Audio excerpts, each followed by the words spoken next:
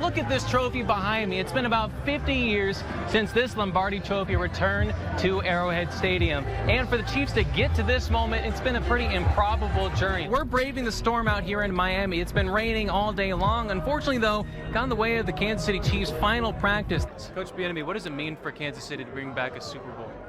How about the Chiefs' kingdom, you know?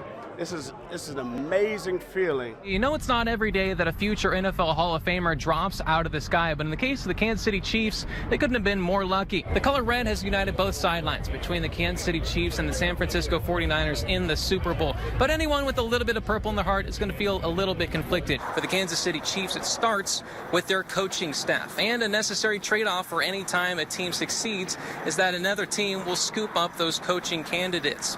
Well, except for the Kansas City Chiefs. As we reach the end of this journey, Kansas City looks forward to what comes next. Sure, there's going to be a parade on Wednesday celebrating this team, but they want more. They want another Lombardi Trophy come next year.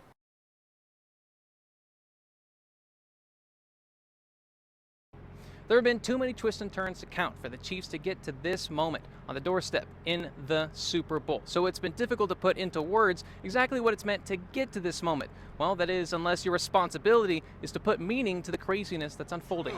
Hail! Hail to the King of the Chiefs Kingdom forever!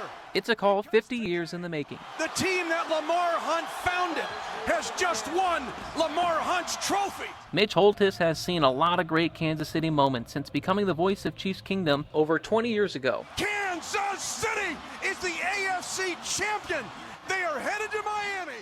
But this stage in the Super Bowl is a whole new level. When I made that call at the end of the AFC Championship, the challenge for me was to put 50 years into 4 sentences. He's seen a lot that's gone on behind the scenes along the journey. This team is as resilient as any team I've been around. There's some underlying stories of this team that aren't maybe the main narrative, and everybody has taken their turns to step up. But they've got the potential. They'll go anywhere, any place to play anybody. To hoist Lombardi's trophy. That's the reason they're in this game. It's the reason they'll win this game. Mitch told me he's got the perfect call set and ready to go just in case the Chiefs do win the Super Bowl. I'm sure the rest of Chiefs Kingdom would love to hear what that sounds like. Reporting from Miami, Mitchell Summers, 13 Sports. 50 years in the making, and Kansas City seemed to have lost their moment. Down 10 points with 6 minutes remaining, this team needed a prayer, and it came. An epic comeback in store. The Chiefs roared back and are taking home Lombardi's trophy. They are Super Bowl champions. We'll enjoy this for a long time. I mean, it truly is historic to be here and to win this game. In a Super Bowl run full of bleak moments, I'd coach another 20 years if I could have that group right there, man. They're a beautiful bunch. this seemed the most improbable to overcome. My mindset is always play and compete until the very last whistle, until that clock strikes 0. But in the darkest hour, Kansas City came to life. Without a doubt, man, we was going to win the game, period.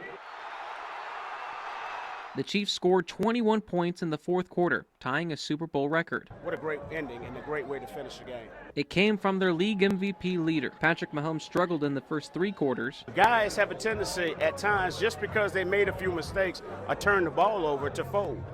That's not who we are. That's not our character. But put in an all-time great comeback performance. Showtime Mahomes, baby. Like watching Denzel in the movie or, you know, watching LeBron James in the playoffs. Can't tell you how much he means to this team, this city, this organization. I think he has that glow about him. He has that spark. In the process, he became the youngest quarterback to ever win Super Bowl MVP. I hope he stays in Kansas City for the rest of his career, man. He's an even better person than he is player. The guys around him just believed in him. I mean, it was, we all did. I mean, all the coaches likewise. Didn't play to my liking in the third quarter, but the guys believed in me, gave me confidence. We kept fighting, and we found ways to win it in the end. Now it's time to celebrate.